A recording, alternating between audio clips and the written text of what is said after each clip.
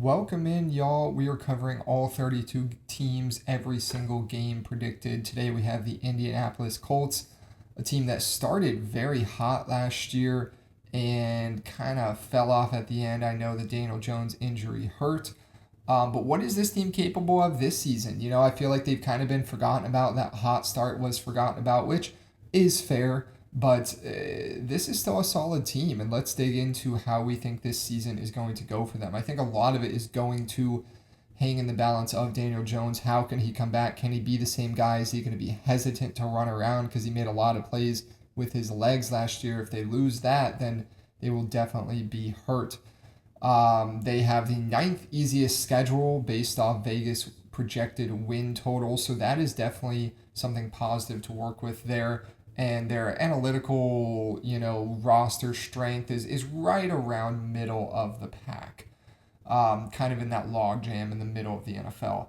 Week one, home against Baltimore. This Baltimore team, new head coach, healthy, looking to finally crack through, make the Super Bowl. Definitely Super Bowl contenders this year.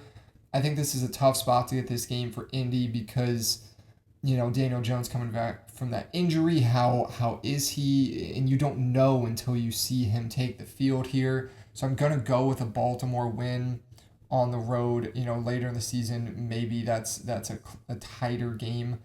But for right now, it's tough to say anything else. Week two, Sunday night in Kansas City. Two quarterbacks facing off, coming off season-ending injuries last year, fairly late in the season. So maybe it's a battle of who is more normal. Heading to KC though here is a tall task in prime time. They lost that tough one there last year after a big lead. And I think they start the season 0-2 here. Week three, you come home against Houston, divisional matchup, and must win maybe. It's hard to say, because starting 0-3 can oftentimes be a death sentence. But when those three losses are to three of the best teams in the AFC, I don't know if that's necessarily the case. But I do think they avoid the 0-3 trap, getting much needed win against Houston. It's been a minute. I think they moved to 1-2 there before heading overseas for week four against Washington. Nice to not have to hit the road for this one, or at least be in the opposing stadium.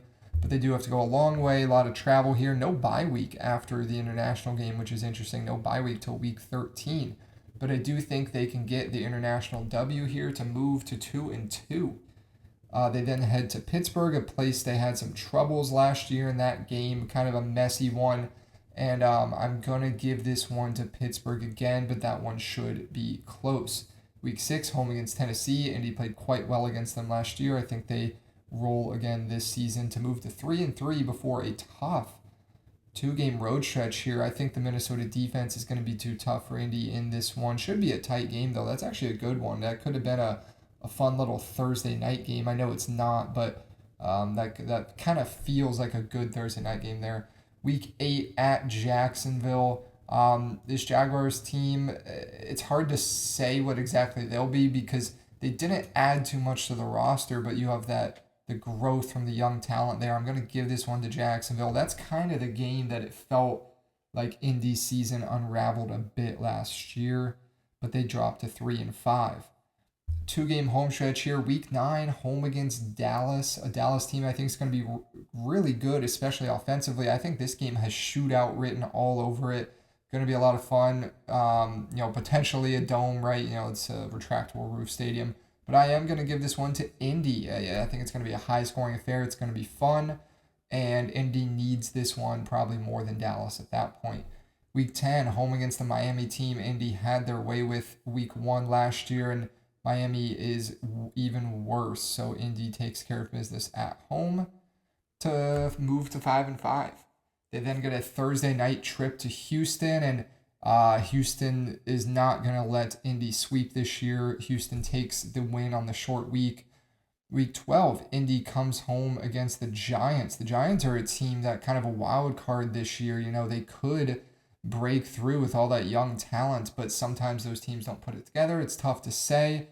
Either way, I think this will be a fun game. Jackson Dart, Daniel Jones, kind of, facing off against his old team here, but I do think Indy gets it done. But that should be a good one heading into their bye week at 6-6, which sets up a crucial stretch.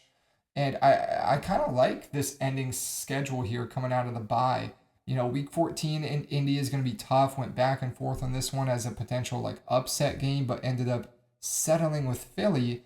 But you have 4 straight weeks here that very winnable games. I think week 15 they definitely win in Tennessee. Week 16, I think Cincinnati's slightly favored in this one, but I think Indy gets the small upset there at home. Week 17 and a gotta have it game. I think they easily go on the road and win against Cleveland. And then week 18, they're home against Jacksonville. Could be a crucial game for the division, for wild card. Who knows? But getting it at home is very nice for them. It could be one of those Saturday games. There's 3 this year in week 18. And I do think Indy gets the win at home, move to 10-7.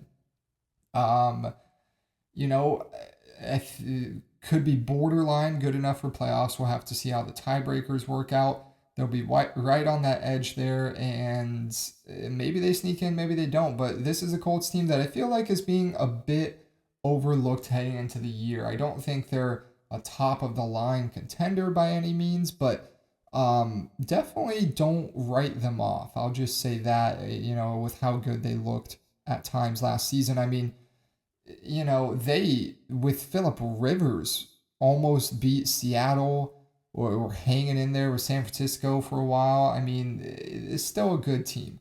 So we'll see how it pans out. Let me know what y'all think, and we'll continue down this stretch until we hit all 32 teams.